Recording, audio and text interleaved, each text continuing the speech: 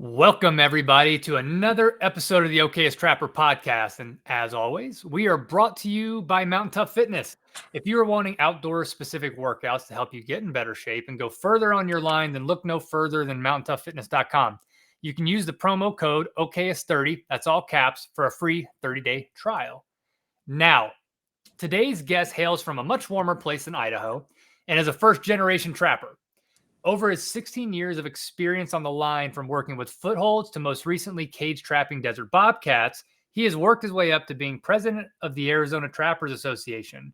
He runs an awesome YouTube channel called Trapping Spots, and you can catch him doing demos for the National Trappers Association during some upcoming summer events. Jim Ball, welcome to the show. Oh, thanks for having me, Zach. Appreciate it, buddy. Yeah, when we first got together to get on this show, you had mentioned about being a first generation trapper. So one of the things I always like to start with is, can you remember the first time you were ever exposed to trapping, or maybe went on your first line with somebody? Yeah. Oh, yeah, definitely. So, I wasn't exposed to it at all. I had no idea. I did like animals and stuff, being raised in the desert, snakes, Gila monsters, javelina, you name it. I like the outdoors, but I didn't know anything about trapping. And so, skateboarder, BMX bike, all the stuff, hobbies that we did when we were young. And but I went out. My brother-in-law and my sister managed a ranch here in Arizona, southern Arizona.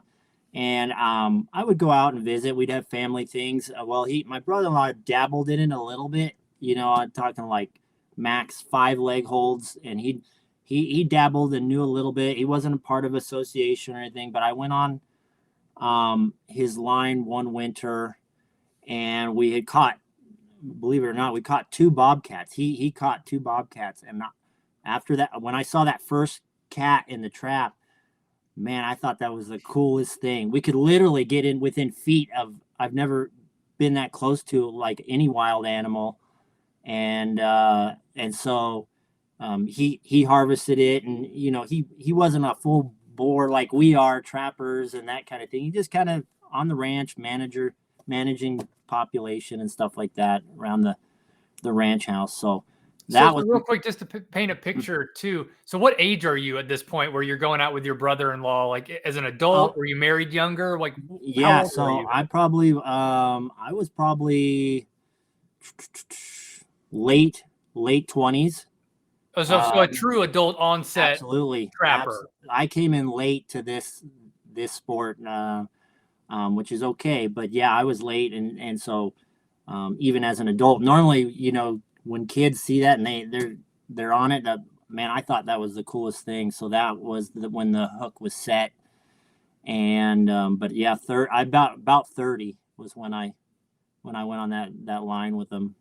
That's awesome. And that's about the same age I got into trapping. So I can definitely empathize with that. And when those hooks get in you, they get in pretty deep. Oh, deep. Yep. So when you're seeing that cat for the first time, you're up close. What was it that got the hooks in? So for me personally, it was like the feeling of being tied to history. But, that was also up in the, high mountain country of Idaho. Like, I can imagine it's a little different in Arizona. Like, what was it that was attracting you to that pursuit then? To me, it was the animals. I always liked seeing deer and elk and antelope and the animals, but I was never close. I think by then I had saw my first mountain lion in the wild, way far away, but that was cool. But this brought me face to face with the animals themselves. And when you look at pictures of bobcats or coyotes on the computer or a book or something, it's different when you're there and you can smell it, you can feel the heat, just everything about it was just magnetic towards the animals. And that I still have that. I love seeing the animals. I don't have to harvest everything, take my pictures and enjoy the actual animal itself, the uniqueness of the spots or the fur, the color of the eyes, just everything about. I just like animals, and so that's what really set it for me is I need to go catch some more animals. I did dabble a little bit with calling, and I was no good way back then. Green, no one to teach me, and so the next thing was to get them caught so I could get close to them and look at them and progress from there. And then, from that time of that first cat with your brother-in-law, Mm. what was the trajectory then? Was it like you immediately went and ordered some Duke traps and got them shipped to your house, or was it, were you on that same private ranch? Did you try to reach out to other people who might need trapping? What was kind of that, initial Okay. learning curve for you, like once you got those hooks in you? It started really slow. So of course, because my brother-in-law didn't know, he wasn't part of any association, didn't know anything about it. He just knew he had some old traps laying around. He set it and keep the cats out of the chicken coop, kind of a thing. So I didn't have any guidance, but I knew I wanted to do that. I don't ever remember logging onto a computer or anything like that. I bought some snares and some traps, some Dukes, that they were my first foothold traps. I'm almost certain they were illegal in Arizona at the time, and not that I used them, but I bought snares. I didn't know where it was illegal to use snares, so luckily I didn't go out and set them. I had to get my license, and then going through the trapper's ed, through that they taught us proper equipment, regulations, stuff like that. So then I had to throw the snares away and throw the traps away and buy new, legal traps and put your names on them and stuff like that. So and then from that point, it was a real slow learning curve for me. I had zero help. I didn't even know there was an association or a fur sale or anything. I knew the rules of, you can use footholds on private, and you can, and I didn't even realize cages at that time were a thing, because my instructor, he was ancient, wore a bolo hat, just taught us how to set footholds. It was kind of weird. I didn't know that. And so I just asked around, and luckily my brother-in-law knew a guy north of him that had a ranch, and he just mentioned his name, but it took me a lot of gumption to go up, knock on the door. I'm a brand new trapper. I've never trapped before in my life. And I'm like, okay, so I'll try to get rid of some of your coyotes and stuff if you let me. And luckily, the guy's, I don't know, but since Steve, my brother-in-law, I'll let you on, but you stay real close here. Because it's like wild. His ranch was boulders and mountain lions, and he doesn't let anybody back there, and so that turned out really good experience for me, because the rancher himself had been a trapper, and he kind of just kept an eye on me, and then he kind of gave me some pointers, and he didn't really shove anything down my throat, and I did good, and he's still my friend today. A great, awesome dude. I can go out there anytime I want, but that was the beginning, and then it just opened up as I got better and practiced more, and then about that time you could get on the computer. I don't know, YouTube was probably around by then, and then you just watched other people and you did that. I still hadn't hooked up with the local association or trappers, and so I would catch everything. I caught coyotes and skunks and badgers and ringtail cats. It was really, really neat the first couple of years, but very slow. Did you so that first time that you were just with your brother-in-law and he caught the cat and you had that experience, do you remember what your first experience of trapping your own animal on that ranch, like with your own equipment, felt like? Did it feel the same? Was it a little bit different? It felt, I guess it felt a little bit better, because I was still super excited, especially after that first time. It was a gray fox, I remember, and I remember the spot I caught it, and it was better because it was me. I did that. I out of all this country, I had this fox step in this 2x2 area and I caught him, and Mhm. oh, I called my wife, and looking back at it, it's funny because I catch lots of fox now, but that first one was like, oh my God, I did that. I can do this. I can do it, and so it was beyond ecstatic. And I think that those kind of memories keep people going. Um, you hold on to those because those are valuable. I remember, my first cat, my first fox or animal caught. Those are important things to keep in the forefront of your mind. And during that time, I know you've kind of lived 2 careers, on the professional side. You were a school Mhm. teacher and then a licensed contractor, but, regardless of what you were doing during that time period, how did you start to balance that, like, trapper alter ego with your day job? Because it sounds like you're having to drive out to this ranch. It's not like you're Mhm. walking out your back door. Was it a weekend thing, early morning, late evening? What did that look like for you, and how'd you balance that as, wearing 2 masks? So a lot of trappers have to deal with that for sure. So when moving into professional career, driving out and trapping takes a lot of time. 8-10 hours a day. Um, One thing you got to know about me, I kind of overkill on everything. I'm very logical minded. I use that side of my brain, but I when I push towards something, I get it done. And Mhm. that's just me. It's my character. So I was gonna make this happen or not. If I gotta wait, I gotta wake up at 6 and go to work and then get off at 4:30 or whatever. That's a normal work day.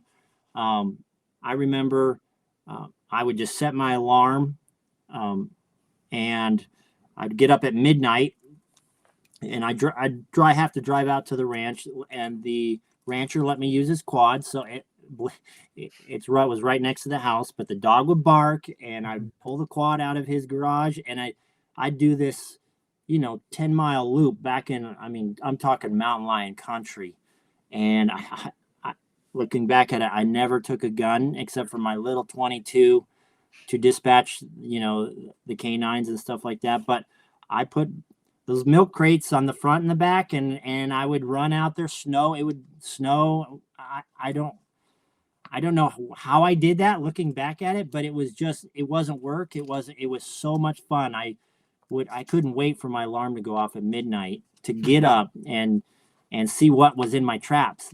That anticipation.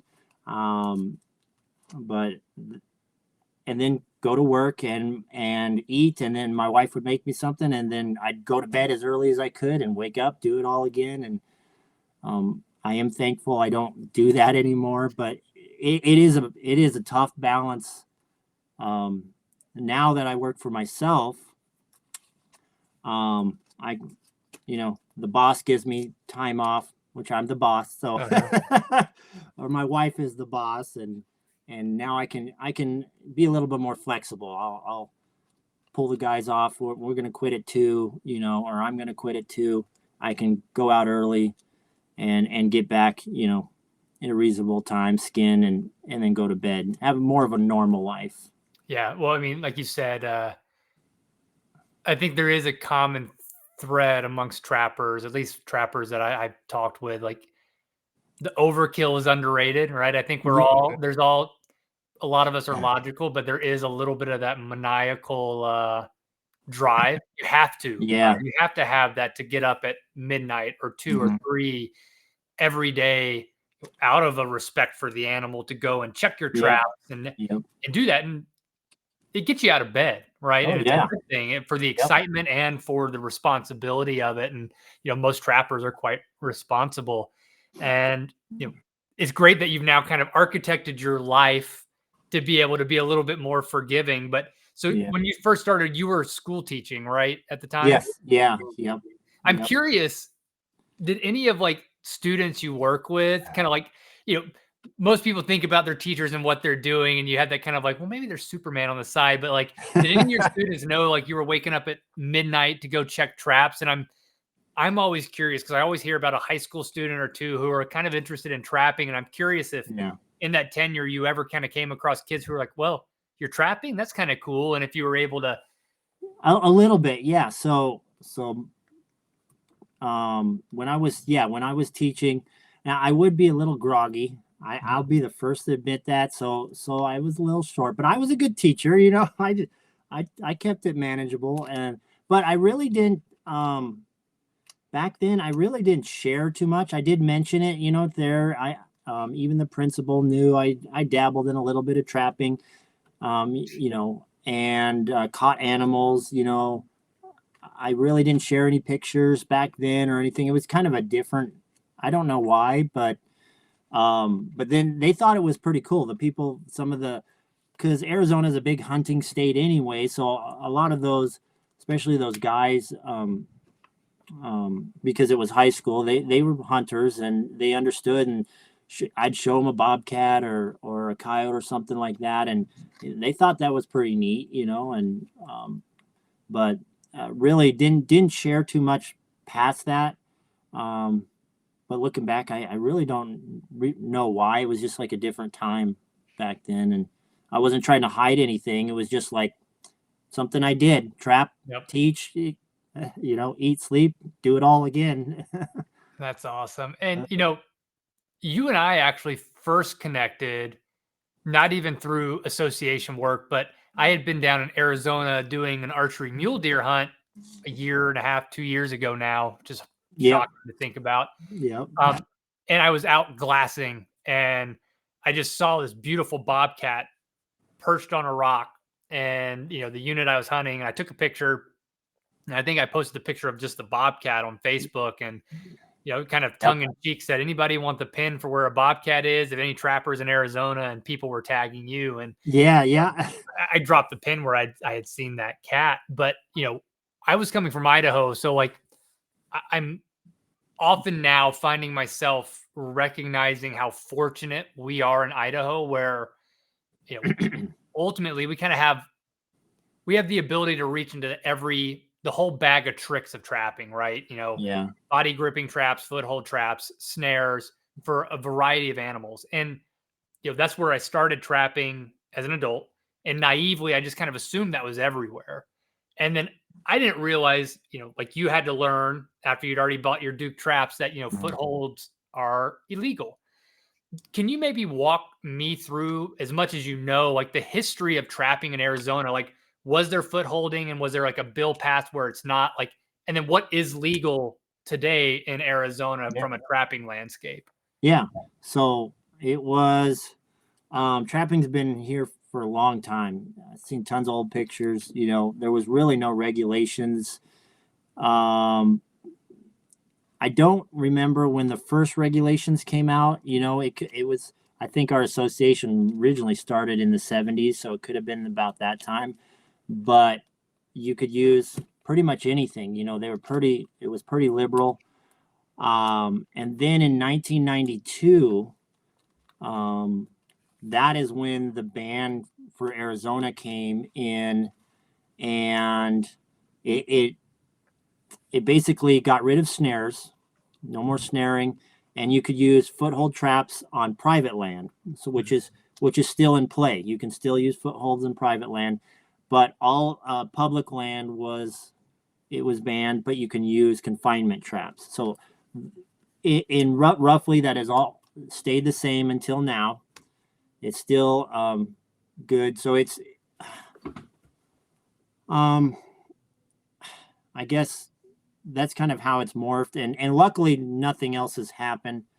No initiatives have really come up majorly, and we're going to make sure to be on top of those. Of course, we will never. Once something's gone, it will never come back. I have members ask me, "Oh man, can we try to get our leg holds back and stuff?" That is.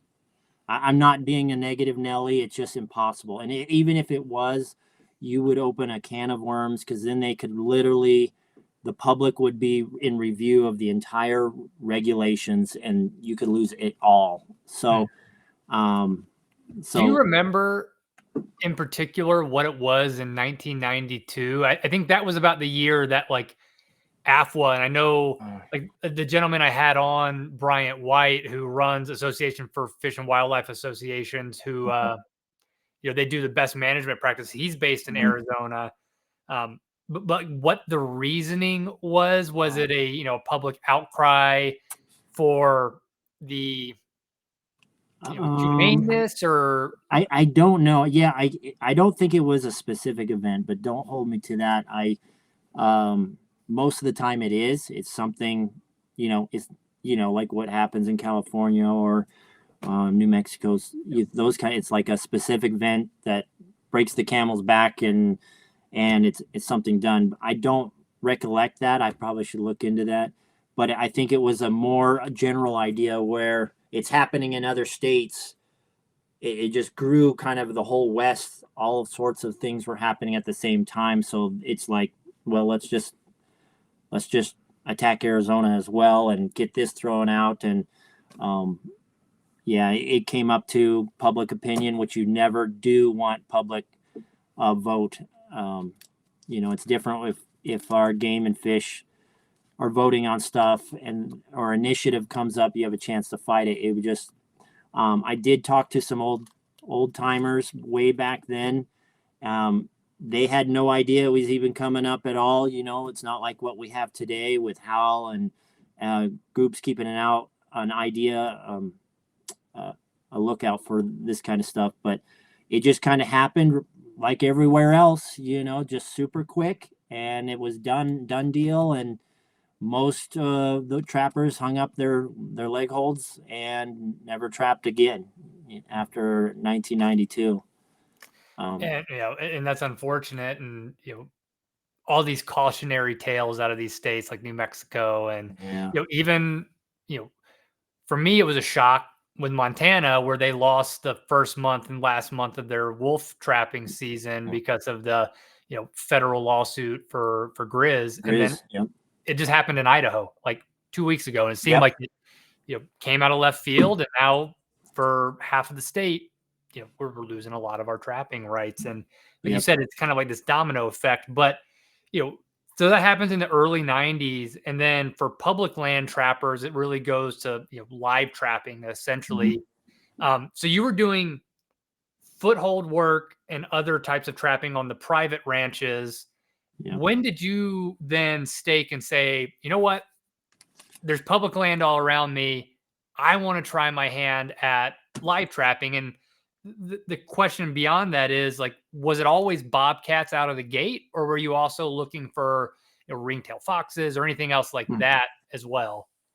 Yeah. So funny story on that. So yeah, it took me, like I mentioned before, I didn't know confinement or cage traps, box traps even existed. I was just only privy to leg hold traps on private land.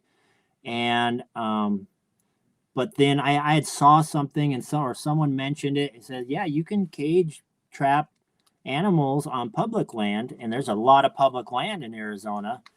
And I said, well, man, that I could trap real close to home, and there's lots of it. And so I didn't know any manufacturers. So here we are, the learning curve is slow to start. But I put my brain to it, and I was into construction by then. At that point, I didn't own my own business, but I was doing construction. So I made this giant plywood box with a nail to hold up the door with a string. I mean, it was like I was putting all my gray matter into, so find a trigger system, and I hauled this. It was literally like 4 foot by 4 foot by 4 foot box, a huge thing. So it fit in the back of my truck, and I took it out into the wilderness, and it caught a fox. Wow. I was, and so I was thrilled. And I think it was later on, finally realized that there's manufacturers that make them a lot smaller, lighter, convenient, wire mesh, guillotine doors, that kind of thing. And that was about the time I bought a set of 6 cage traps. And boy, that was the end right there, Zach. I was hooked on cage trapping there. And I didn't target bobcats, but that came out of my foothold days, which catches everything. It was Mm. I only knew how to do a dirt hole. You know what I mean? It catches whatever comes by. But I had trouble, like a lot of people, catching bobcats. I don't know why. I would catch a couple, which I would call incidentals. It would just caught everything. But I really wanted to target bobcats, and with cages, as I started using cages more, um, I would catch more and more, and then, but it wasn't the amount that I wanted to catch. I wanted to, because I was still stuck in the leg hold mindset. So if people who've gone from leg holds to cages, you almost have to change how you think about setting. It's hard to describe unless you've done it, but I had to totally change how I set traps, where I set traps, and then I also needed to focus on the animal itself. If I wanted to catch more bobcats, I needed to start thinking um, like a bobcat, studying cats in general, for that matter. And when I started doing that, that's when the steep part of their learning curve really took off, and it was like, because you're buying more traps, you're setting more public land, you're expanding your line each year, you're learning more. The more you catch bobcats, the more you know and understand bobcats, which just progressively just um, really, really takes off on With that. So, so I empathize. I did my first live trapping for martin this year, which people listening are probably tired of hearing me talk about, but it was way more difficult. The other thing that kind of took me off guard was just how hard it was to get, and these traps are probably smaller than what you're leveraging for bobcats mhm. out in the backcountry, right? It's not like you can throw a bunch of footholds into a Yeah. tub and take them out there. Mhm. Like, these are large traps, and getting those situated, like, that is an extra effort in and of itself. So how was your approach at the beginning? Like, you now have access to public land, right? You're saying, I'm Right. going to live trap or confinement trap. And do you just pick a spot random and just kind of give it a go at first to kind of beat down that learning curve? Or did you kind of have a little bit more of a plan in your head on how you wanted to go about doing that? Yeah, I'm more of a plan kind of guy. Mm. And not saying when I first started caging, I threw them out in every wash I could see, and um, again, that goes back to, I'm not I'm again not targeting bobcats. That's not, um, I wasn't catching the numbers I did. I had to stop and think of where I'm setting, because, like you mentioned, it would be nice if I could go back and set 4 leg holds in this area, and wherever the cat comes through, it gonna get caught. I have one cage per se, and I need to find that just sweet spot where this is gonna be in its face or something. So it's stuff that I had learned over the last 9 years of caging, is and it made me a better trapper that way. I have one cage, one shot. It needs to be set up right, but it also expanded where I can, like when we talk about location, location, location. Anything that's repeated, their emphasis on that.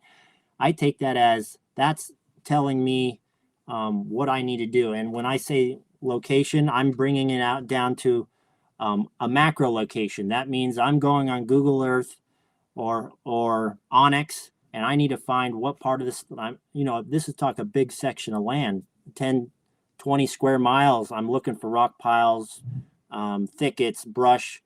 Macro location. Then I'm getting boots on the ground, so that's my general location. So I know somewhere in this thicket or this creek bottom, that rock pile up there, I want to set there, and then finally I'm getting down to my micro location where, okay, what side of this rock am I gonna set that cat's gonna run, or how am I gonna aim the cage this way, aim the cages that way. You're getting into the fine tuning of setting that trap.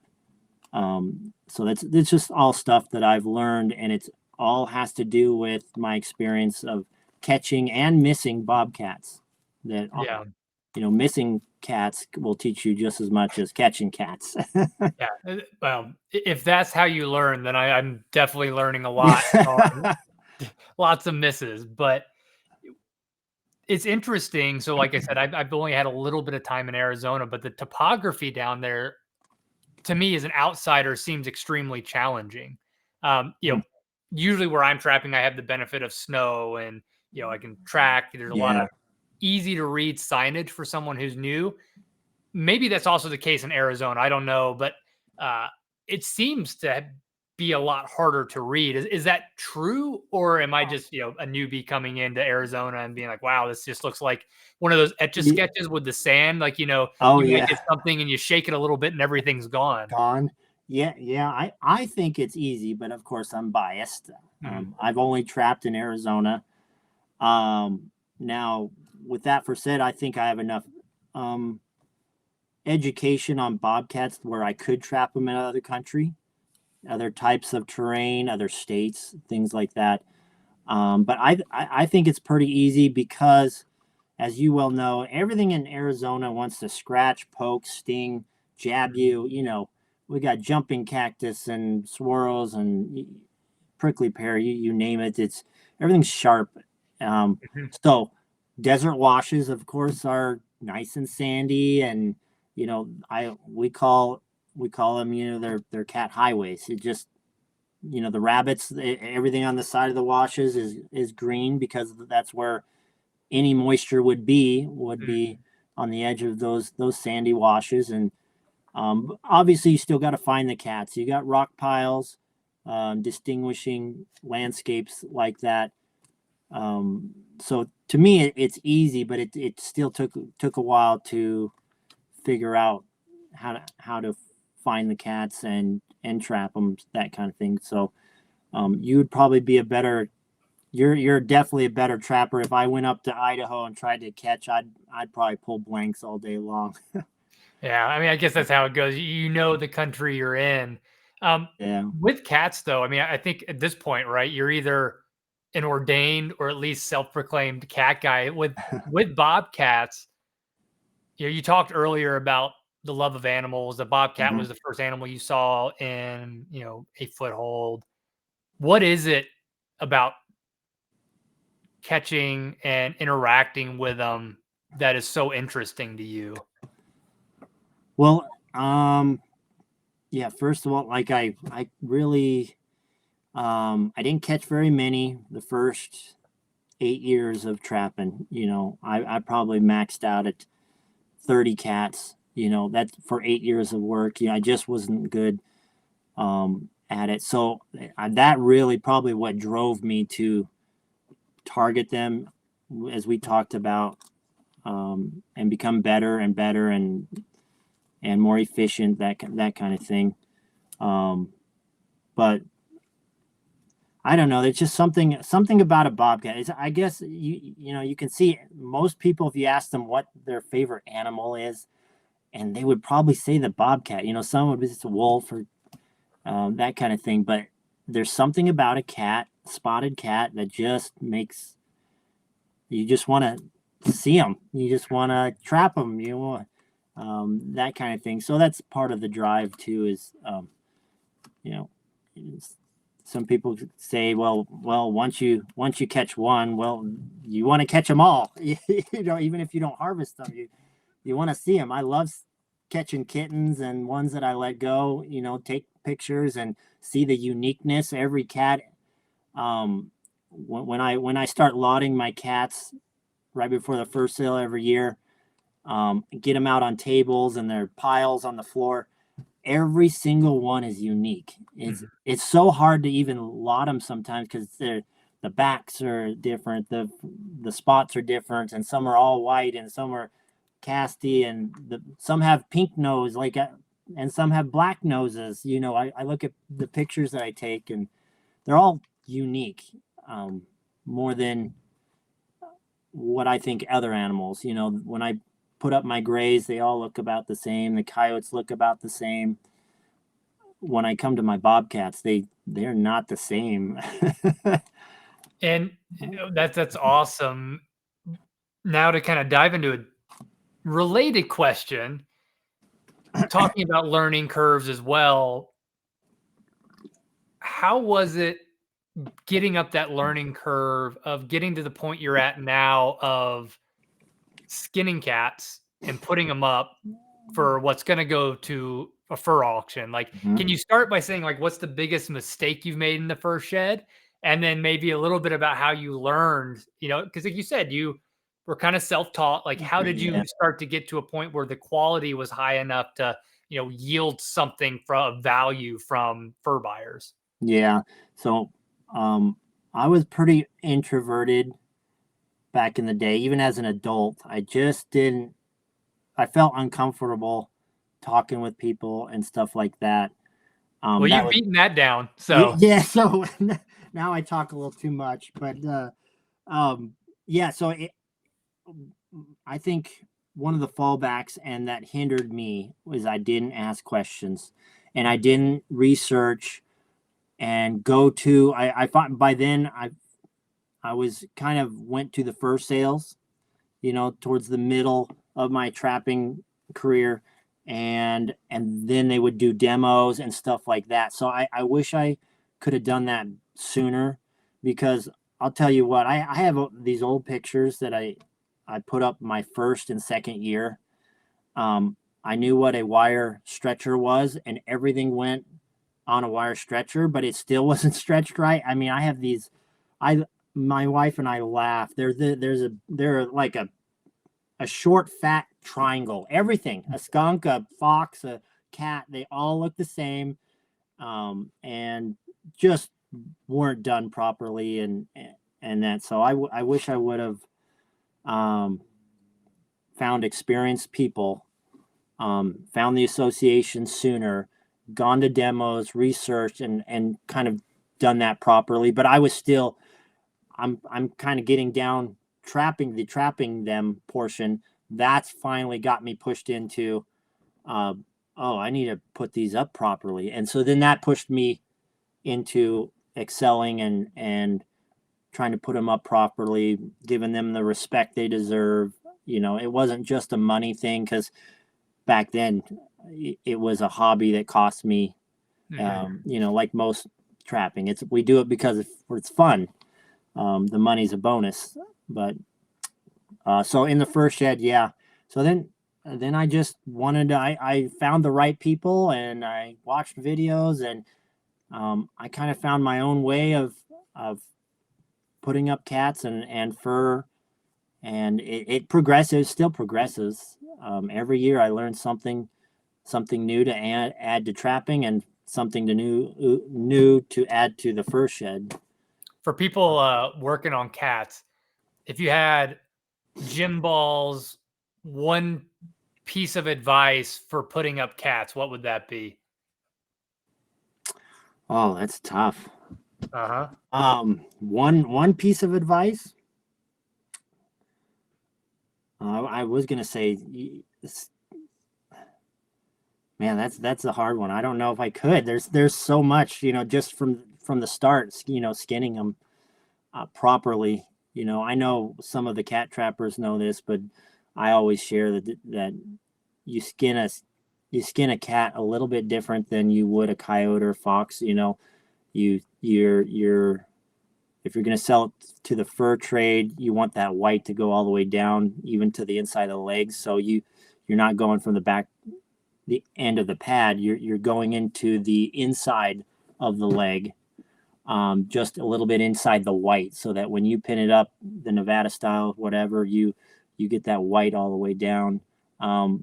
But I guess if I had to pick one thing, um, I can't. I would say flesh it properly, flesh it like super good. That makes all the difference. And find a good cat board to put it on. That'll work. That'll work. But, I narrowed it down to two. as as you were talking, though, it made me, I don't know why I've never thought of this, but that colloquial saying of "there's 100 ways to skin a cat," I guess that's really not true, but now it makes me curious of where that actually came from. Oh yeah, I know. Of course, the Nevada guys know what they do, and I heard that from Joel Blakesley, of course, and great cat guy. But and it makes sense. As soon as I had heard that, tried it and done it, and it's little tidbits like that that really help And people. and they start to add up. But, talking about finding mentorship and finding people who know what they're doing to help you along the way, can you talk a little bit about, what in my view is a resurgence of the Arizona Trappers Association? It seems, from an outsider looking in, stronger than ever. Mm-hmm. Um, was it always that way? Like, what's kind of been the change? And, as you talk through it, like, where is it at today? And then I'll have a follow-up question after that. Okay, yeah. So I guess thinking back, it's um, the first sales in even that I went to younger. Um, Lots of interest, lots of trappers. It kind of peaked down, of course, going in even pre-COVID, and then COVID didn't help and that kind of stuff. But the fur quality and put-ups were never any good. It was always those one or two. How did they get that cat so fluffy? And I mean, just gorgeous. And nothing was really shared too much because back when we had fur sales when I was younger, I felt like I was the youngest person in the room. They were just all old, retired, as it was just dwindling, like Mhm. many associations, and no one really shared anything. But with me now coming into this, and coming from a school teacher background, the whole reason why, like, I started my YouTube and all that kind of stuff, I wanted people not to struggle like I did. I wanted to help people catch more cats. It was just it's something that I didn't have, or fur in general. I just want to help them, and I want them to put up good fur because I would go to sales, and as I was progressing along, I would share my thoughts, and it was like people were soaking up this information like a sponge, like I wanted to do. And it really, there were so many starving people out there looking for information on how to put up cats, how to trap cats, how to find them. Um, that it just kind of just progressed, and so it really helps now that I mentorship is a big thing. We have our youth trappers camp. Like last year, we got a bunch of mentors in there and showing the kids, how to. We caught lots of skunks and they loved it. They got to skin skunks and other along with other fur. It just goes really far. I mean, and that's a whole nother thing is just the whole getting youth and families involved in trapping. Um, but that's kind of revitalized here in Arizona. I'm really thrilled with everybody, the way it's going right now. One of the cool things from another, again, an outsider's perspective is one thing I always see you post is, so and so, whether they're from Arizona or out of state, just join the Oh Arizona yeah. Trappers Association. And it seems kind of like a slow add on. Like, so Mhm. within the last year or so, has there been, or even several years, has there been a pretty steady uptick in membership? And is that a correlation to Um, people who are actually out trapping, or is that kind of unknown data at this point? so it was on its way down. Um, I was still part of the association, so this was pre-COVID. There wasn't much happening with the association, and I'm not blaming anybody or anything like that. There just wasn't much going on. We didn't even have a fur sale, so a couple of us um, kind of kind of pitched in, and we just created our own fur sale for the Trappers of Arizona. That kind of started it. It was small. We had it at a person's house. The association, I'm thankful for them not dissolving the Arizona Trappers Association. At that point, there were people in there that kept the office, but it was pretty stagnant. And so then as it progressed, the first sale got bigger, more interest in cats, more buyers. Prices were still about normal, didn't really change too much, but post COVID, so that helped because people were just kind of gave up on trapping here, for the most part. There were just a few of us just hung in there and still did it because we loved it. There was no money in it or anything like that, but it's kind of revived since then. We have a really good core group of trappers in Arizona, and then also with the sharing of knowledge and social media. I mean, I wasn't big on social media, but it's a tool that can be very useful in spreading good information and getting people to join your cause. I think it's going to be a great tool for fighting any anti legislation, stuff like that. So as that grew, you want people to have a purpose and get involved, especially kids. I'm all for getting kids involved because they're going to be the ones taking it from us and fighting the battles in the future. And that's a perfect segue actually to the next question I had, which is those battles of the future. Like what is the biggest battle that the Arizona Trappers Association is fighting today? Is it membership? Is it visibility? Is it specific, bills being proposed? What does that landscape look like for you guys? So luckily it's not any initiatives or bills as of yet. We of course have the jaguars and ocelots and endangered species that come into Arizona. That'll be down the road. So, but it is a membership. I mean, we had 80 members when I came into office, and we're at 180 now. So that's 125% increase, and it's growing every day. Which I so appreciate people supporting us, but we need more membership. Absolutely. I would like to get 1,000 members, because when it comes to going before the commission, or if it even comes to public, being a president is hard work, and I applaud those presidents of all the states around us, and the whole nation, how much work you have to do to protect rights in that state. Luckily, I have some good mentors that have given me wisdom and stuff like that, but you have your hand in multiple pots. You need to be friends with your wildlife managers, your game and fish, your commission, those kind of coalitions with outdoor groups. We're forming very good bonds with Youth Outdoor Limited, Arizona Mule Deer, our Quail Forever. I've done multiple demonstrations for these clubs, and we form that relationship because trapping's the low-hanging fruit. Like we all know, I need these groups to have our back. If they want to put a limit on bobcats or shut down trapping altogether, or any kind of ban like that. So there's multiple stuff, but we are desperate need of members and money for sure. And we're just trying to build from scratch here in Arizona, and it's going really well.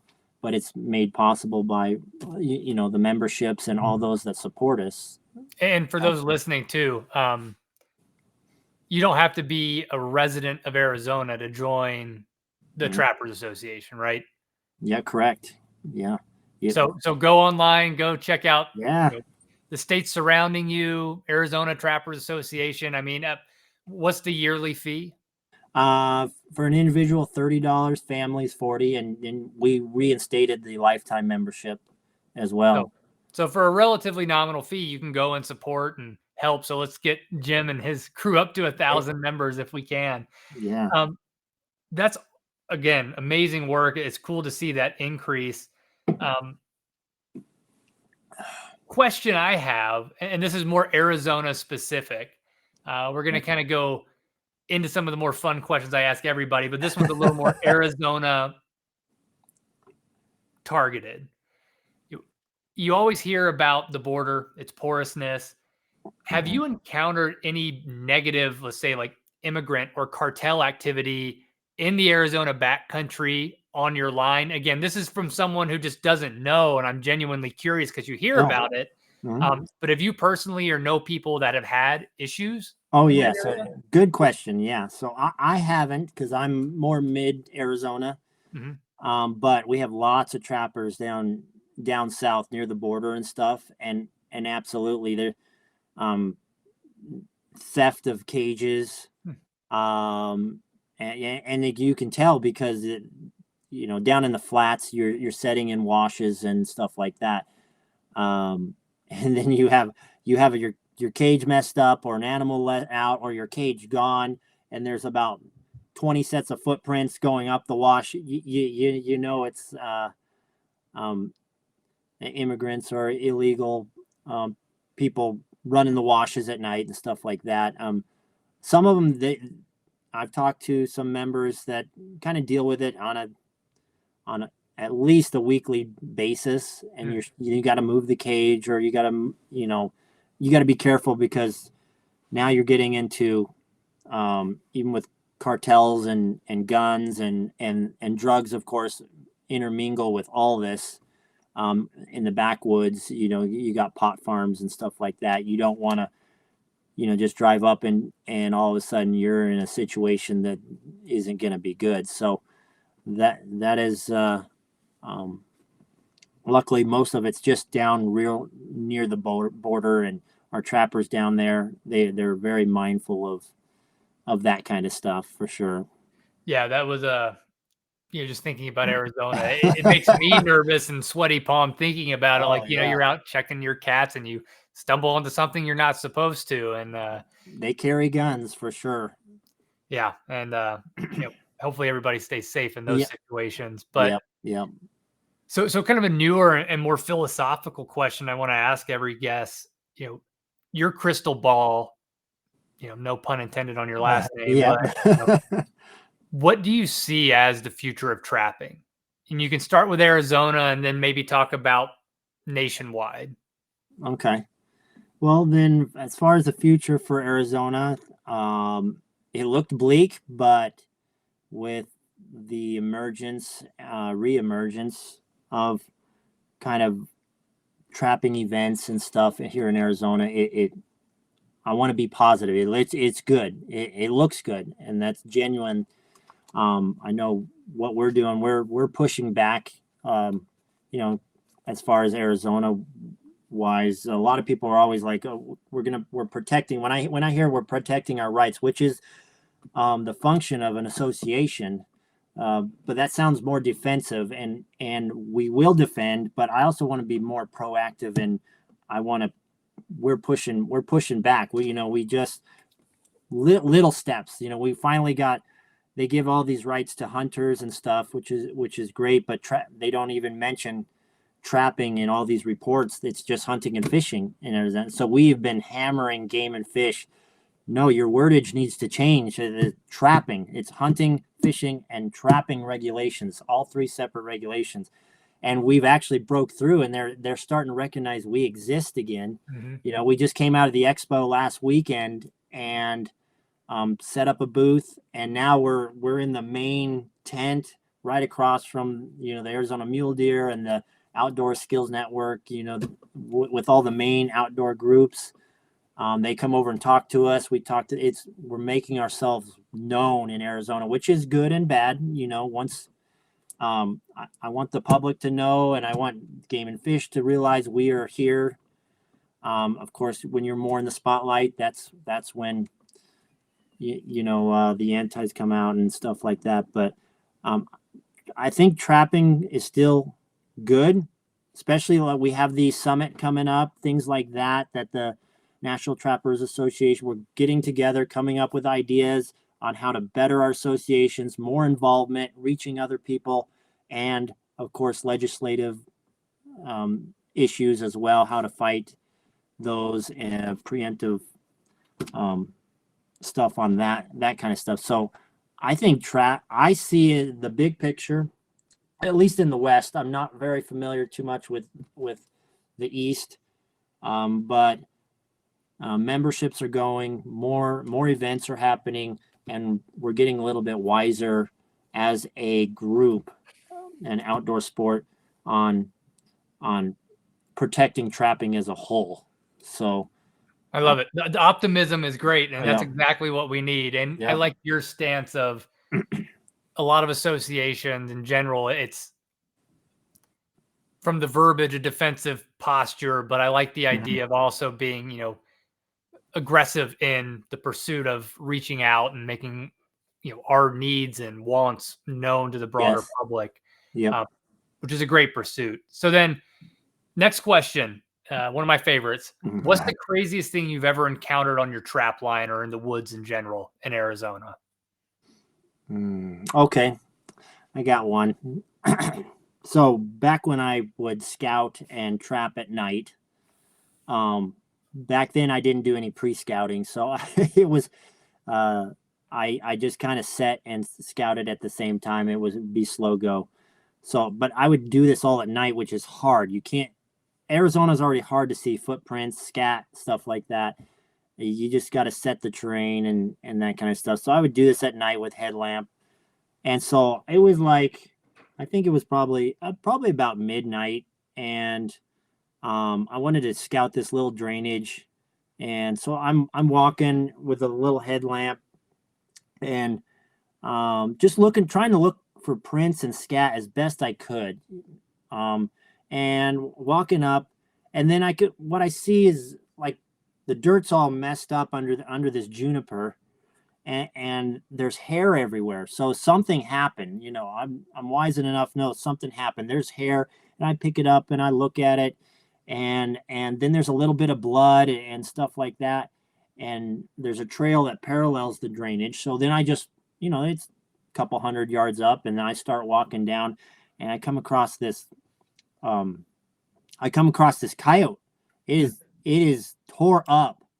So I have this all on video too. I posted it, and it wasn't the smartest thing that I did, but I'll tell you why. It's all tore up, and it'd been dragged, but it was just, it was like bleeding. If I had to guess, it was 30 minutes old, or so. Some of the blood was already clotted, but then it was still alive. Its mouth would like gape open and shut, and every few seconds. And then it dawned on me, this is a mountain lion. A mountain lion, it wasn't even a kill yet.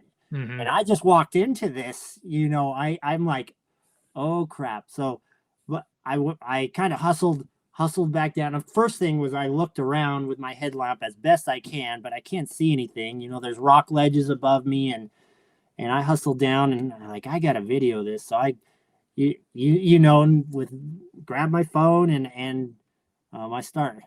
It was a horrible video because I was already shaking. I was shaking everywhere, and brought my spotlight, and I explained what I found, and I went back, and the coyote's still kind of just barely there, but you could see the bite marks on the neck and on the back of the skull, fur everywhere. And I shined around. I didn't see any eyes, but that was the weirdest thing I ever saw. And so I skedaddled out of there. That was before I was carrying a 9mm when I would trap at night, but very unique. Never ran across that before. Yeah, I mean, either a mountain lion or a chupacabra, either Oh one, you're yeah, gonna wanna I know. Either way, I'm out of here. yeah, that's a cool story. So then last one, I like to do these hypotheticals. So, as president of the Arizona Trapper Association, you now have the opportunity to keep trapping rights for at least the next decade. Okay. But you have to do one of these two things and you get to choose. So the first is, would you rather have to skin 10 bobcats every day for 2 years? Ooh, A lot of work that's a lot. with nothing but flint tools. Okay. Oh Or no. or would you rather run a marathon every day straight for 2 months? Oh man, I was a cross country runner, but Mm. I hate running. Okay. Okay, what I would have to pick is, because I hate running, I would skin the bobcats with a flint. 10 a day, huh? I mean, luckily a cat's pretty easy, but that's a lot of work, and now that's a lot of work. Oh, no. When I did it, I kind of thought in my head, if you're running, a slow marathon, let's say you run 4 hours, how many hours do you think it would take you with flint tools? And you could say you have an Yeah, unlimited amount where you don't have to resharpen them, but how long do you think it would yeah, take to do 10 cats with a tool like that? you're right. Well, that's probably about the same, but it's less work because you're standing in one spot Hmm. than running. Because yeah, once you get like past 10 miles, everything goes numb, and then it's just adrenaline and endurance. But It's a long 2 years, but you I know 2 years. That's a lot. That was a tough one. yeah, awesome. Well, Jim, first and foremost, I appreciate it. I learned a lot. I always do on these. Um, I know you've got a lot of events where you're doing demos coming up. Can you tell people where they can, either A, follow you on social media, learn more about Arizona Trappers Association, and where you're going to be this summer doing some demos? Oh yeah, absolutely. So first, like you mentioned, we'd love to have you guys as members. We need all the help we can get because we're we're smack dab in the middle of New Mexico, Colorado, California, of course. We're going to be next, and so I'm desperately trying to get support. And it's not just for the money; it's to have a warm body and someone that will support us. So and that can be found on our website, ArizonaTrappersAssociation.com. We got a banquet coming up. I guess in order would be, I'll be doing a Texas demo at Texas Rendezvous in Childers, Texas. And then we have the NTA Readiness Summit. That's in Reno. That'll be May. Western Regionals, Glens Ferry. I'll be there. Hopefully set up a booth. Rusty will give me a table, and I think he wants me to do a demo there, but we'll sell memberships and promote Arizona. We have our banquet, our first banquet. I'm excited about that. So we went big on that because we need funds. And then nationals. Yeah, we got nationals in Sioux Falls. That's going to be exciting. I'm a little nervous, but to do a demo there. But very honored to do that. And because cage trapping seems to be it's exploding quite a bit all across the nation. It's not all for good reasons because of laws and initiatives, and it's a little bit more friendly to some states trapping wise. But I'm excited. It's a busy schedule this summer. Well, yeah, it's cool watching from the outside. I know I'll be cheering and hopefully meet you in person at one of these events, at least in Oh Glens yeah. Ferry. Oh yeah. I'll be just up the road from you, so I'll make sure I come down. But everybody, go check out all the things Jim's doing. Let's support him. Let's support Arizona. And until next time, we'll catch you on another episode of the Okayest Trapper podcast. Thanks again, Jim. Thanks.